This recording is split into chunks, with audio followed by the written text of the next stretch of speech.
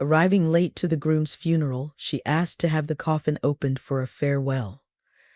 But as soon as they lifted the lid, the bride recoiled as if stung.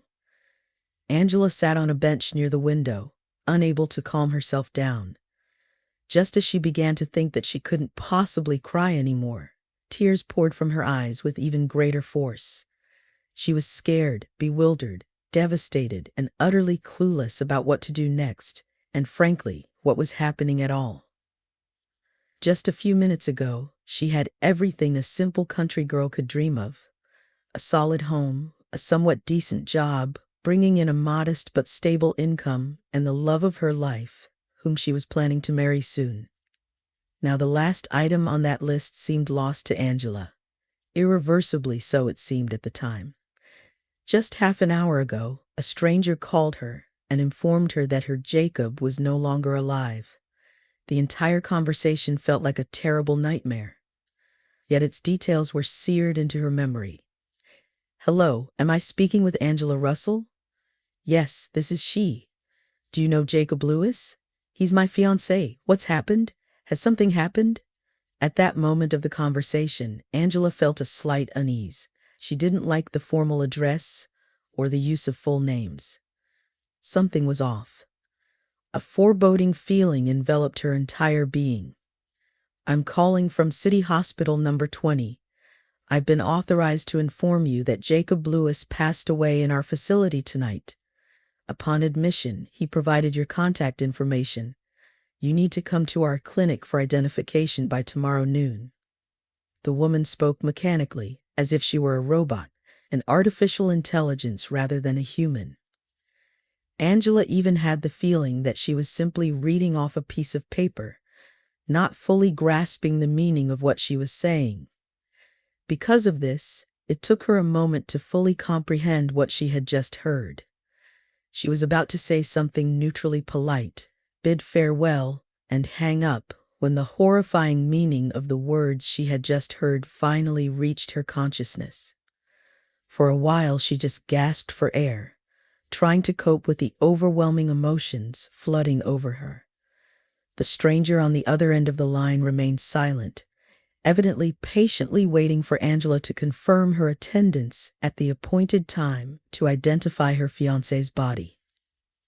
Instead, she asked, "How did he die? What happened?" "Well, if you were unaware, miss," the medical worker replied with a hint of annoyance, "it's medical confidentiality which I'm not entitled to disclose." "Stop wasting my time. I have plenty of work besides you. Will you come for identification or not?" "Yes," Angela replied weakly. "Of course I'll come." As soon as she heard her response, the stranger hung up. It seemed that nothing else concerned her. Strange people were entrusted in this hospital to inform others of the death of their loved ones. Angela wasn't an expert on the matter, but somehow she was sure this wasn't how it was supposed to be done. And overall, this whole situation seemed rather strange. What other health issues? From where? Jacob, as far as she knew, had never complained about anything in particular. He was a sturdy, strong man, and suddenly there was an exacerbation of some serious illness, leading to a fatal outcome. Moreover, just a few days ago he was talking to Angela on the phone. His voice was lively, cheerful, clearly not resembling that of someone seriously ill. Besides, right after that, he was supposed to go on a business trip to another city, and yet he ended up in the hospital for some reason, without even informing her about it. Angela even briefly considered if there might be some criminal involvement, but she quickly dismissed that thought. Her fiancé was just an ordinary sales representative in a rather small company. He usually didn't even carry much cash with him, except for petty expenses. Plus, it would be strange if the clinic staff confused a chronic condition with some injury. In general, the situation was as unclear as it was unexpected. For the rest of the day, thankfully a day off, Angela could only bitterly cry by the window, or in moments of clarity ponder how inexplicable it all was. The next day was expected to be no less difficult. To get to the city by noon, she had to get up at an ungodly hour. However, This wasn't a big problem for a country girl, but every trip beyond her hometown always became a major stress for her. Amidst the preparations and accompanying worries, Angela didn't immediately remember what terrible reason forced her to leave abruptly. Then she again thought about how strange and incomprehensible everything was. On her way to the morgue, she thought about something she hadn't considered the day before. It must be some kind of mistake. Well, of course, that would perfectly explain all the oddities and inaccuracies. Some absurd coincidence. It wasn't her fiancé lying cold and silent in the city hospital. They simply mixed him up with someone else. They called her, panicked her, but nothing. Soon she would arrive and everything would be cleared up. This thought might not have been the smartest or, truth be told, the most decent. After all, it meant that Angela was relieved by the death of someone entirely unknown to her. Nevertheless, it gave her hope and strength to still make it to the morgue. However, as soon as she saw her fiancé's body, she realized that there was no mistake. It was really him. There couldn't be any doubt about it. She recognized him at first glance. How could she not recognize her beloved? He lay before her just like he was alive. It seemed like if she reached out her hand and touched him, he would immediately wake up, and Angela reached out. "Hey, lady, that's not necessary." She heard a stern male voice behind her, and before she could understand anything, she received a not strong but quite sensitive blow to her hand. In dismay, she turned around to see a paramedic standing there, smirking and wagging his finger at her. With each passing minute, the situation became more and more unpleasant, although it seemed like it couldn't get any worse. "It's not allowed to touch the deceased with your hand." "Sorry," he said roughly. "I didn't know." Angela mumbled, flustered. She was thrown off balance. All tears, it seemed, had been shed the day before. And now there was only a deep melancholy, confusion, and complete misunderstanding of what to do next. How would she be alone now? And besides, something had to be done with the body. "Listen," she addressed the paramedic, overcoming her aversion. "What's next? Understandably, thank God, I've never had to bury anyone. I don't even know where to start with it. And you shouldn't be getting involved anyway," the man startled her. "It's all been taken care of. His cousin's sister will handle the funeral." "What sister?" Angela was taken aback. "He doesn't have anyone. He never mentioned any sister to me. How would I know which sister?" The attendant snorted. "She came this morning, said she'll take care of everything related to the funeral. That's all I know. And anyway, there's nothing for you to do here. You've done your part." Angela had no choice but to turn and leave. Her bewilderment was so great that it almost overshadowed the horror and pain of losing her beloved husband. With each new turn, this whole situation became even stranger. Hundreds of questions swirled in her head, with nowhere to find answers. Angela walked through the hospital corridor, still not understanding what to do now. If this mysterious sister had decided to take care of the funeral, she probably should contact her, offer her help, or at least find out where and when her fiancé would find his final resting place. Whether from all these thoughts or from stress, Angela suddenly felt dizzy. She realized that if she took another step, she would inevitably fall. Waiting for the sudden weakness to pass, she leaned her back against the nearest wall, and at that moment she overheard voices muffled by a thin partition. One of them clearly belonged to the same attendant who accompanied her during the identification. "And she didn't suspect anything," one of them asked. "Didn't even have any doubts?" "No, fool is a fool, though for a moment I thought she understood." "Not surprising, I told you. Disguise him better, like a real corpse. He lies there, looking alive.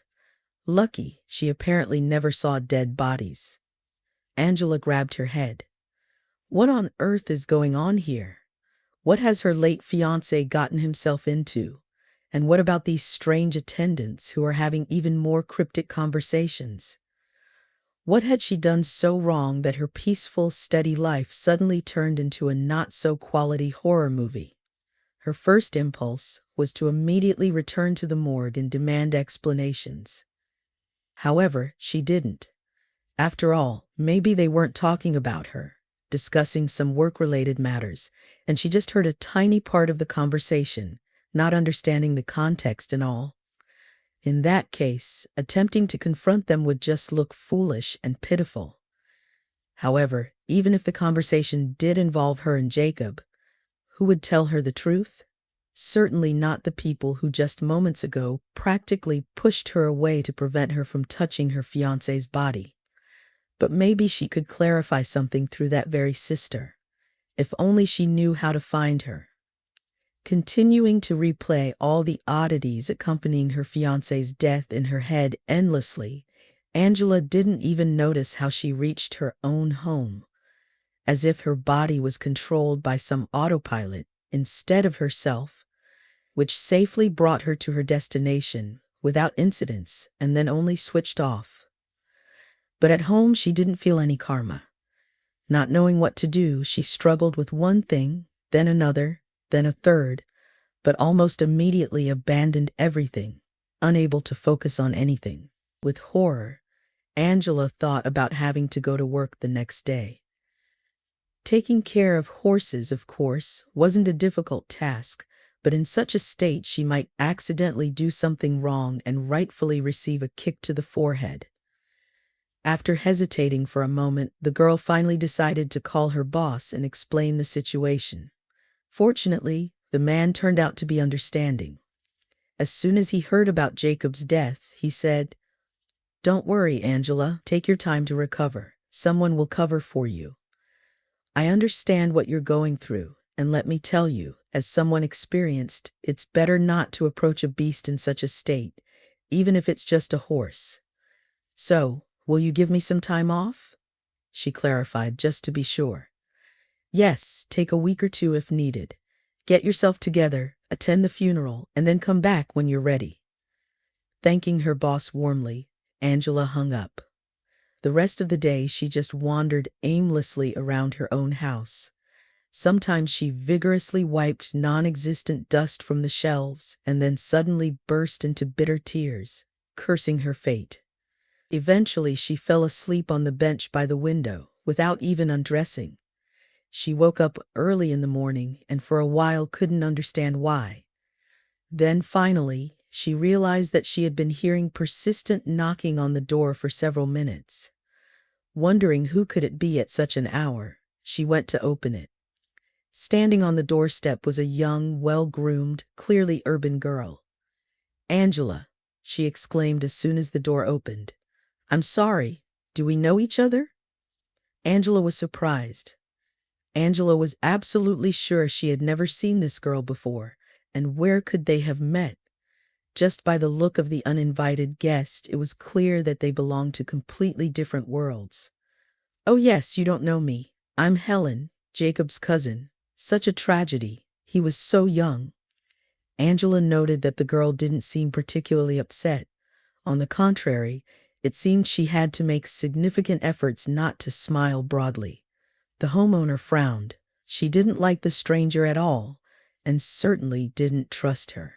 "Yes," she said, "the morgue attendant mentioned you, but I don't understand why Jacob never mentioned he had a cousin." "To be honest, we were never very close," the girl replied without hesitation. "We didn't fight or anything. We just talked occasionally. So I guess he didn't mention it. There was no reason. And I live far away from here, almost on the other side of the country. But as soon as I heard the news about my little brother's death, I rushed here, of course." Angela stopped understanding anything altogether. As far as she knew, Jacob was an orphan. He never mentioned any relatives, close or distant. But even if this girl was indeed his cousin, there was a logical question. How did she find out about what happened if Angela were in a more rational state? She would have noticed another inconsistency. They and Jacob were never particularly close, and they only communicated occasionally.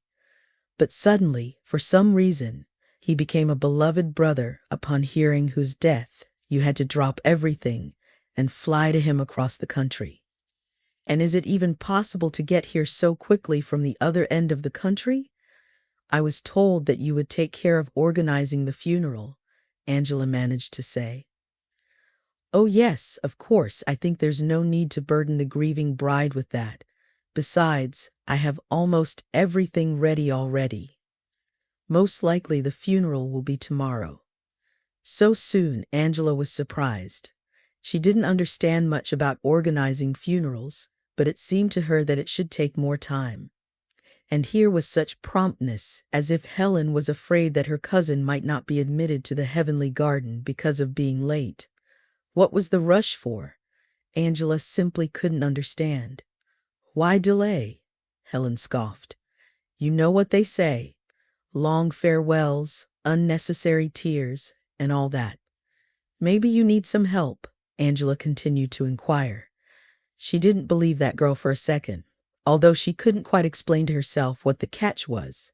Her brain refused to function adequately in a critical situation, but her intuition was screaming that something wasn't right.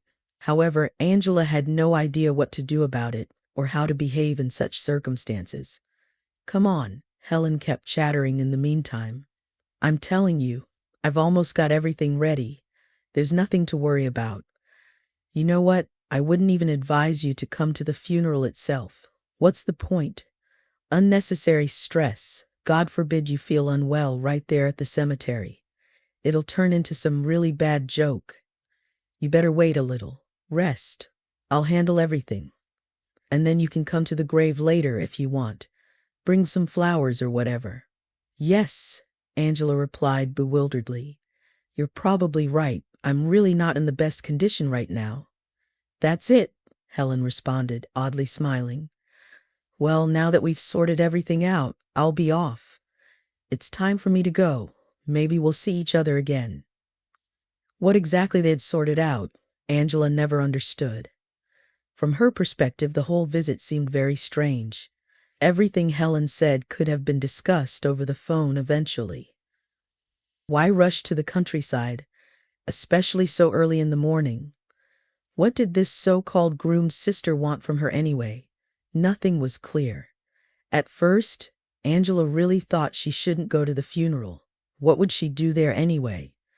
Watch the pale Jacob in the coffin. It might make her feel really sick, especially since she was terribly afraid of dead bodies. During the identification, when her blood was filled with adrenaline, Angela didn't even remember this fact, but now she understood. She was unlikely to be so lucky a second time. However, on the day of the funeral, she, not fully aware of what she was doing, started preparing for the trip to the city early in the morning, as if some unknown force was pulling and pushing her at the same time. As if something was telling her that she absolutely had to go to the cemetery, not some day later, but today. True, no matter how much Angela rushed when she arrived at the supposed place of the funeral, she realized she was late. Or maybe it was because no one had come to accompany Jacob on his final journey. Either way, she found only gravediggers at the cemetery, getting ready to lower the coffin into the freshly dug grave. Wait, she unexpectedly called out to them, even surprising herself. The men paused their work and stared curiously at the new participant who appeared at the funeral. Angela approached them closely and asked in a quieter voice, "You're burying Jacob Lewis, aren't you?" "That's right," one of them readily agreed. "Poor guy." Besides his sister, no one else came for him, but at least she didn't offend us. He pointed eloquently to a package nearby. Angela didn't quite understand what it was filled with, but she saw several bottlenecks sticking out from the top. It dawned on her that the gravediggers were already slightly tipsy. She didn't pay much attention to it. After all, their job wouldn't likely harm anyone. "Well, you see, I came too," she replied, flustered. "Looks like I'm late and this is my fiancé." "Yes," sighed the same man. "It turned out badly, but I don't think he'll mind you." "Oh, excuse me, miss. It's an unsuccessful joke, of course, but you understand. The job leaves its mark." "I understand," Angela replied. "Listen, maybe you'll let me take a look at him just for a moment to say goodbye." The gravediggers glanced at each other, probably considering whether this would be too serious a violation of the instructions. However, they were in a good mood, especially considering that the deceased sister had generously rewarded them. Besides, the client clearly wasn't in a hurry and wouldn't complain to anyone about them. "Why not go ahead? Take a look," one of them replied. "We all understand." Angela approached the coffin in confusion and placed her hands on its lid. She herself wasn't sure anymore about the correctness of her impulse. The request to have one last look at her fiancé had somehow burst out of her spontaneously, and now she wasn't too sure if she was ready for it, but there was no turning back. It would be foolish to ask permission to say goodbye to Jacob and then immediately backtrack, saying, "Okay, I changed my mind, bury him like this," seemed absurd and ridiculous, and so taking a deep breath, Angela finally pushed open the coffin lid. She took a moment to gather herself before lowering her gaze. Then finally she looked at the person lying in the coffin. She sharply exhaled, recoiled, and even seemed to scream, and it wasn't because she remembered her fear of dead people at the most inappropriate moment. It was simply because the man before her wasn't her fiancé. "That's not him," she whispered in shock, but it must have come out so quietly that no one heard her. One of the gravediggers approached her and paternalistically placed a hand on her shoulder. "Easy, easy, dear," he said. "I understand how hard it is for you, but it's all right. Let's bury him and you'll feel better. And do you want a sip of something strong? It helps. George, bring the lady a bottle." "I don't drink," Angela croaked, "and this one in the coffin is not my fiancé. You're burying the wrong person. This isn't Jacob. Where is Jacob? I need to see him." Tears streamed down the girl's cheeks. She didn't even realize how her words turned into a panicked scream, a cry of desperation. The new discovery shook her to the core. This whole situation had been extremely confusing from the very beginning, and now this, a stranger in the coffin instead of her beloved and dear Jacob, her psyche simply couldn't handle this final blow. Meanwhile, the gravediggers looked at her in confusion, not knowing what to do next, whether to try to calm the unhappy woman or to report what had happened to someone else. After all, having the wrong deceased in the coffin was disorderly, if not downright criminal. On the other hand, what if the bride, grieving for her fiancé, simply lost her mind from grief and the dead person was perfectly fine? They never came to any decision. For about 15 minutes, the scene in the cemetery remained unchanged. Angela was in hysterics. The gravediggers stood frozen, watching her, and who knows how long it would have continued and how it would have ended if not for another frightening surprise. The deceased, who until that moment, as was proper, had been peacefully lying in the coffin, opened his eyes and sat up. At this point, even the gravediggers were on the verge of hysteria. They had certainly seen a lot in their lifetime, but they had never dealt with living dead people, or worse yet, essentially being accomplices to a crime and burying a person alive, which apparently was about to happen now. But fortunately, Angela appeared. Her sudden desire to bid farewell to her deceased fiancé saved another person's life, because while she was talking to the gravediggers, while she was gathering the courage to open the coffin, and while in the end she was panicking and crying upon discovering it, wasn't Jacob enough time had passed for the stranger to regain consciousness. What's going on here?" he asked, looking around in astonishment. In short, one of the gravediggers, catching his breath, replied, "You, buddy, are one lucky guy. It seems you were nearly buried alive instead of someone else, but thanks to this kind lady who's now crying next to the coffin, that didn't happen." "Oh, I always knew people couldn't be trusted. It never leads to anything good," he sighed. What do you mean?" Angela asked, slightly stuttering. How did you end up in the coffin, do you remember? I don't remember, but I guess, he sighed. I'm sort of a homeless person, you know. And then this lady came up to me, all dolled up, glamorous as they say. I want to help you, she says.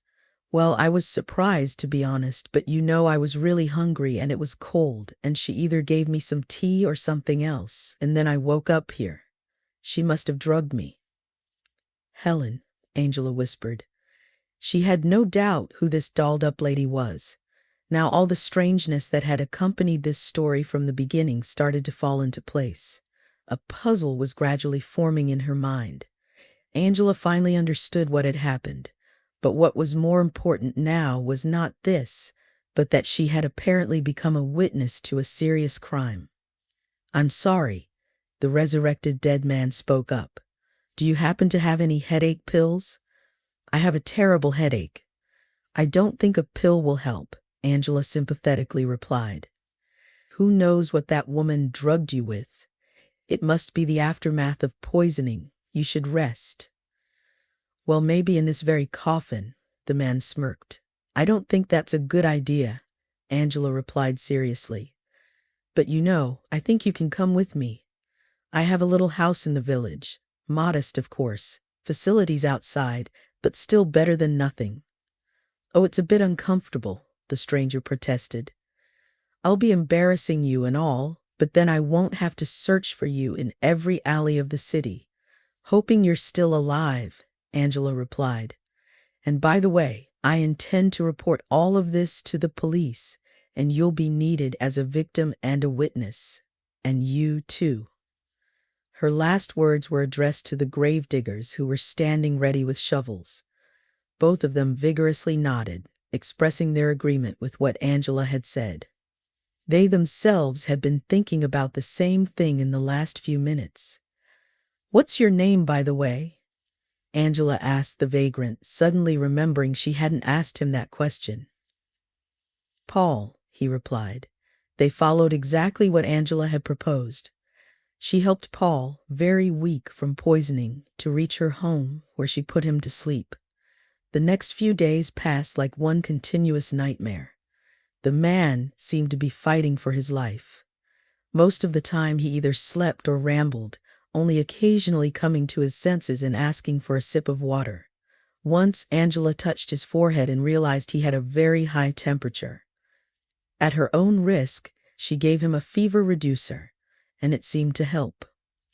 At least it alleviated his suffering a little. Perhaps it would have been wise to call an ambulance and entrust Paul to the care of doctors. But this thought never crossed Angela's mind, completely preoccupied with other concerns, and he had no documents, so they might not have taken him anyway. With all the problems that had fallen on her fragile shoulders lately, she could barely think. So she took care of her unexpected tenant herself until he recovered. This happened 4 days later. Initially, Angela thought Paul was just experiencing another wave of consciousness, which would soon be replaced by another bout of pain and fever. But that didn't happen for several hours, and it became clear that the worst was over. He was still very weak, of course, but it was evident that he was starting to recover, and certainly his life was no longer in danger. The next day they both went to the local police station. The officer listened to their story very attentively, with undisguised interest. It seemed to him like reading an engaging detective novel, only with the added possibility of participating in the investigation himself. And one could understand him. It was unlikely that he had ever participated in anything more significant than breaking up drunken fights and calming down overly loud teenagers who thought it was a good idea to blast music at full volume at 3 a.m. And here was such a story, with faked death, poisoning, and miraculous rescue from being buried alive. After listening to Angela's story in full, he asked her and Paul a series of clarifying questions. This included recording personal data of the missing fiancé and the phone numbers of those grave diggers. As they left the station, the officer assured them that he would put all possible efforts into the investigation. Angela hoped very much that they wouldn't delay in filing the report and that law enforcement would be able to find her imaginary fiancé and his accomplice. Now she was absolutely sure she wasn't his sister. It was painful to realize that she had been deceived so cunningly and cruelly. For some time, she had truly believed that Jacob was dead and had suffered unimaginable pain because of it. And now Angela understood the essence of this whole scheme completely. The thing was, shortly before his tragic demise, Jacob had taken out quite substantial sums from several banks and had also persuaded his fiancée to become a cosigner. Now it was obvious to her in order to get more money. But then he had fed her a lot of nonsense about how all of this was necessary for organizing their future wedding and subsequent travels. Then he staged his death, leaving all these monstrous debts to his failed bride. Of course, this wasn't the main goal of the scheme, because he didn't care whether the banks would get their money back or from whom. Angela's involvement was necessary to identify the body of the groom, and accordingly, to make his death look as convincing as possible. That's all. Now Jacob, along with his girlfriend and a huge sum of money, had disappeared in an unknown direction to live happily and peacefully without any worries. Of course, Angela's feelings, who was supposed to consider him dead, didn't interest him in the slightest, and it seemed he didn't even know that things hadn't gone exactly as planned. For another week, Angela was absolutely sure that her former fiancé would soon face the harsh but fair hand of justice. The police officers working on the case seemed very interested in solving it as soon as possible, and when Angela finally called the officer, she was sure they would call her in again for identification, only this time not of a dead body but of a captured criminal. "Hello, Angela, regarding your statement. Are you available to talk?" "Yes, of course. Have you found them?" "Angela, I really hate to disappoint you, but no, we haven't found them, and frankly, I doubt we will. No evidence. Your fiancé obviously ditched his phone. Besides, the information you provided turned out to be fake. Apparently, he was using someone else's name and forged documents, so we don't even know yet who these people really are and what their names are." Angela's heart sank. "So what does this mean? Can't anything be done?" "Well, we've arrested 2 orderlies who were involved in this scheme. They're facing some time, though not much. Apparently they didn't know much themselves. They were paid to stage this spectacle for you with the supposed dead body, but they weren't briefed on any details." It was difficult for Angela to cope with the betrayal and the fact that the criminals had managed to evade legal punishment, but despite all this, she needed to carry on. She returned to work, often picking up extra shifts. Firstly, it distracted her from the heavy thoughts. And secondly, she now had to pay off all the terrible debts left by her runaway fiancé, so the extra money came in handy. Meanwhile, Paul continued to live in her house. Initially, he refused and wanted to return to his former street life. However, Angela managed to convince him that he wasn't causing her any inconvenience. Quite the opposite. "I have a lot of repairs to be done around the house," she said, "and nobody else to do them. Not long ago I thought someone would show up soon, but as you know, that didn't work out. So if you're uncomfortable just living here, take care of the repairs. Consider it a kind of rent." Your fearlessness was all Paul could respond with, letting any random homeless guy into your house, especially after what happened to you. "I try not to think poorly of people," she smiled, and Angela never regretted her decision. Paul turned out to be a true jack of all trades. He fixed absolutely everything in the house, including things that seemed beyond repair. He also helped out in the garden. Living with him was much easier than in proud solitude. A couple of months later, he unexpectedly left for the city, cryptically saying he had some business there. He returned a few hours later, literally beaming with happiness. It turned out he had gone for an interview at a factory, and they hired him. "I didn't want to jinx it by telling you in advance," he explained to Angela, "so you wouldn't be disappointed if it didn't work out. And now I can not only help you around the house but also with money." "Why would you do that?" Angela was puzzled.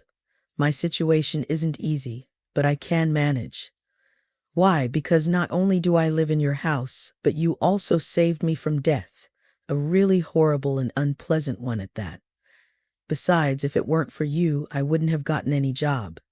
When you're living on the streets, you just don't think about these things. So, consider my help as a token of gratitude." Under the pressure of his arguments, Angela had to give in.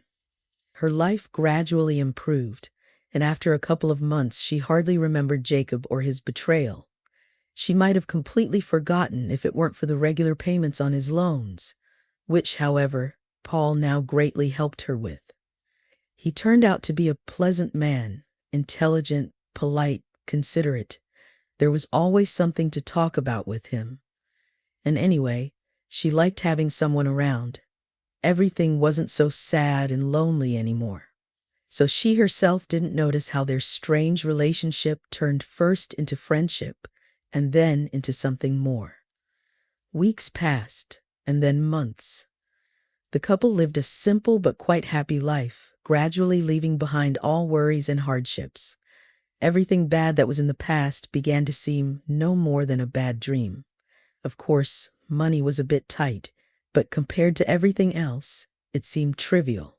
The only thing that slightly troubled Angela was the worsening of her condition. She began to wake up heavily in the mornings, and in general she felt not very well. She occasionally had headaches, which had never happened before. Occasionally she felt nauseous. She, who had never complained about her health before, became concerned. Not immediately, of course. At first, she didn't pay attention to the worrying symptoms at all. Then she started to attribute them to stress or exhaustion from extra work. But the problems became more noticeable from week to week. Eventually, Angela reluctantly admitted to herself that it was time to visit a doctor. She didn't hide from Paul where she was going, and he, having had the day off, anxiously awaited her return. When Angela appeared on the doorstep of the house, he became even more worried. She looked so pale and upset. "What's wrong with you? Is it something serious? What did the doctor say?" he asked anxiously. "Well, how should I put it?" she mumbled vaguely. "It's actually very serious, but it's not an illness." "How did something else happen? Come on, don't keep me waiting. What is it? What's the problem?" "You see, Paul, I'm pregnant, and judging by the timing, well, not from you, but from that man whom I considered my fiancé." "That's it? Was it necessary to scare me like that, huh?" To Angela's surprise, Paul relaxed and smiled. It seemed that this news didn't affect him at all. If anything, he found it quite joyful. "Aren't you upset at all?" she cautiously asked. "And why should I be upset? Children are happiness. I always wanted to have a family, and now I will have a son or daughter. Isn't that great? Or are you worried that we won't be able to support them?" "I'm worried that it's not yours," Angela honestly said. "Paul, I understand if you don't have to raise someone else's child. There are no strangers' children," he replied convincingly. "Listen, you didn't just pick him up somewhere on the side. In that case, I would have reason to worry. But as it is, anything can happen. I'm ready to fully accept this child and raise them as my own." At that moment, Angela felt a weight lift off her heart, and it seemed that at that moment she truly felt that she loved Paul, and he evidently loved her since he was willing to accept even a child from another man, especially considering that the biological father was clearly not the nicest person. And yet, this was a very pleasant discovery for her, and an indicator that this time she definitely didn't make a mistake in choosing a life partner. And they continued their happy, measured life, with the only difference being that now they also had to prepare for the arrival of the baby. They designated one of the rooms as a nursery and gradually began to furnish it as they had some spare money. In her spare time, Angela read a lot about raising and educating children. She wanted to be the perfect mother. Paul, on the other hand, began to devote even more time to work, taking extra shifts, sometimes staying after work, which was well paid at their factory. He sought to earn more money so that their future child lacked nothing. Work was not a burden to him, especially since the team had become good and friendly. Everyone supported each other and provided assistance if needed. They all rejoiced in each other's successes. Learning that Paul was soon to have a child unexpectedly, they presented him with a gift at work. They chipped in and bought some trendy, fancy stroller. Therefore, when one of the colleagues came to work with a very gloomy expression on his face, everyone immediately rushed to find out what had happened and if they could help in any way. "Well, here's the thing," he said.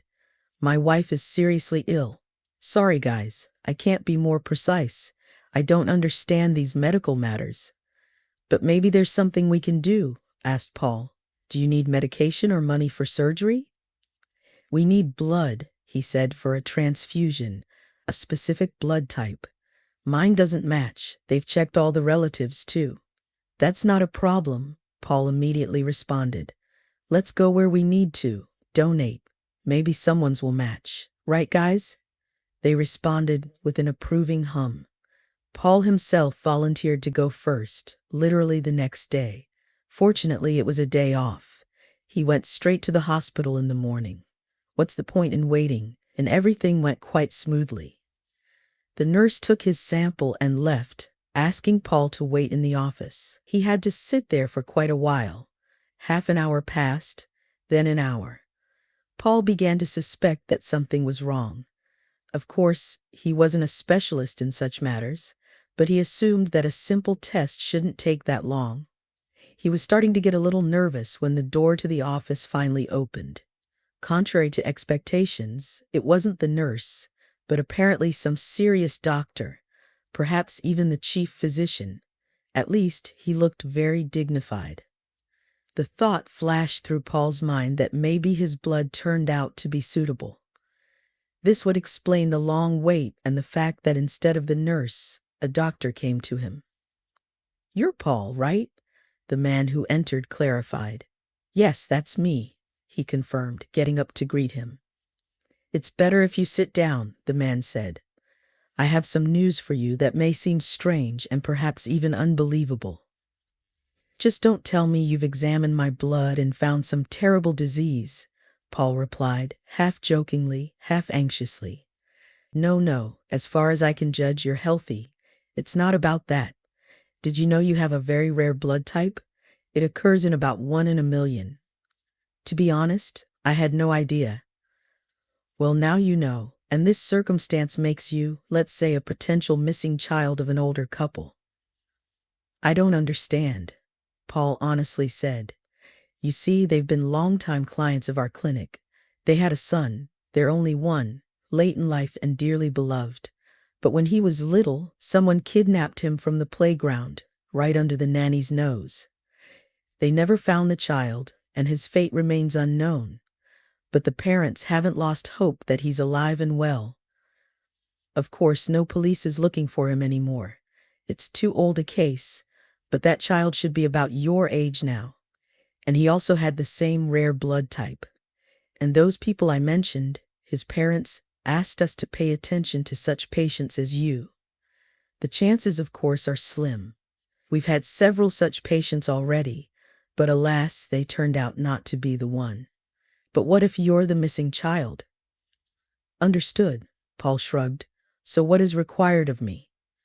"Of course," the doctor cautiously continued, "you're an adult and have the right to refuse the analysis that would definitively clarify everything. But both I and our clients would be very grateful if you agreed."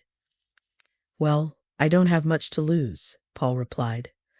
"You know, I was raised by an alcoholic mother. Constant beatings and humiliations and then life on the streets. So if it turns out she wasn't my real mother, I'd only be glad.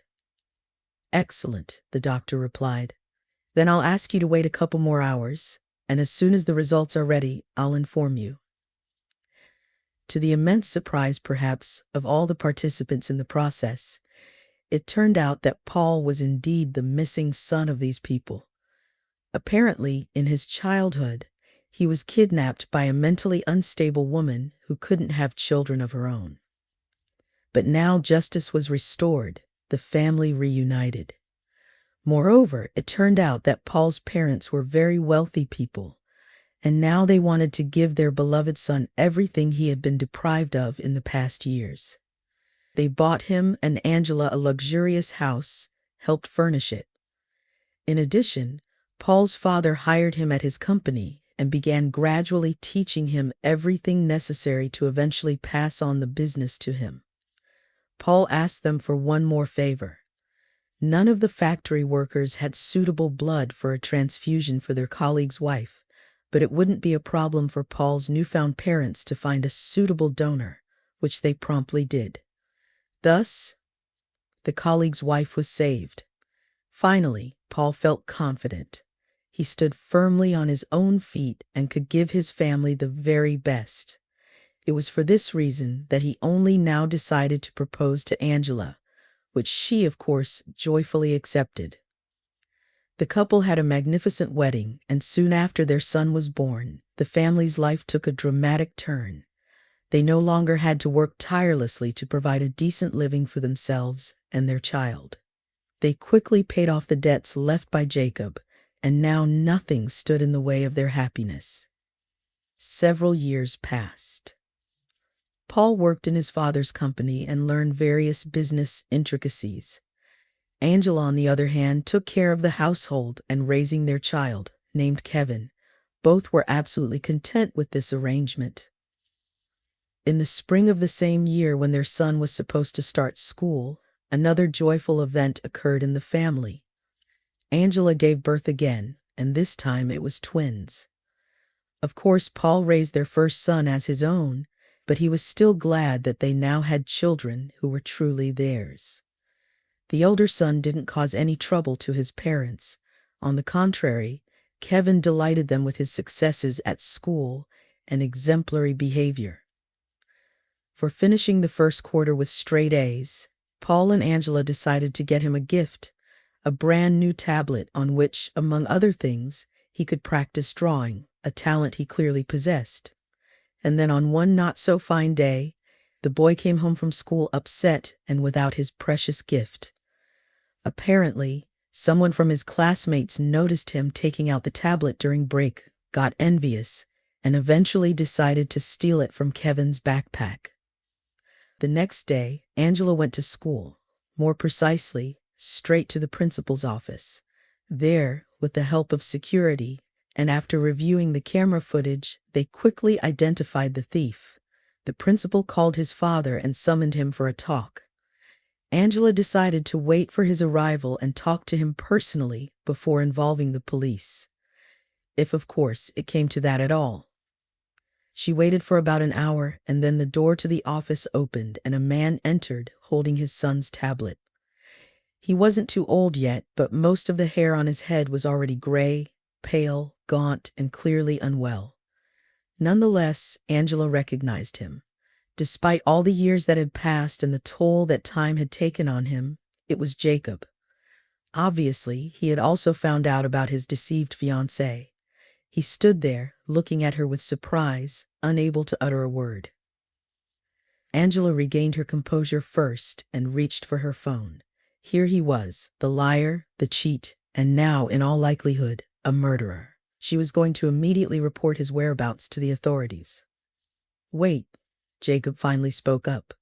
"I understand you're about to call the police, but—" "About to," she coldly replied. "You're a criminal, and you must answer for everything you've done. I don't deny that, but please hear me out first. If after that you still think I deserve punishment, call. I won't hinder you. I won't run away, I promise. By the way, this should be yours." With these words, he handed Angela the tablet. She took it mechanically and looked Jacob straight in the eyes. Something in his gaze and voice made her postpone dialing the phone. "Okay," she said.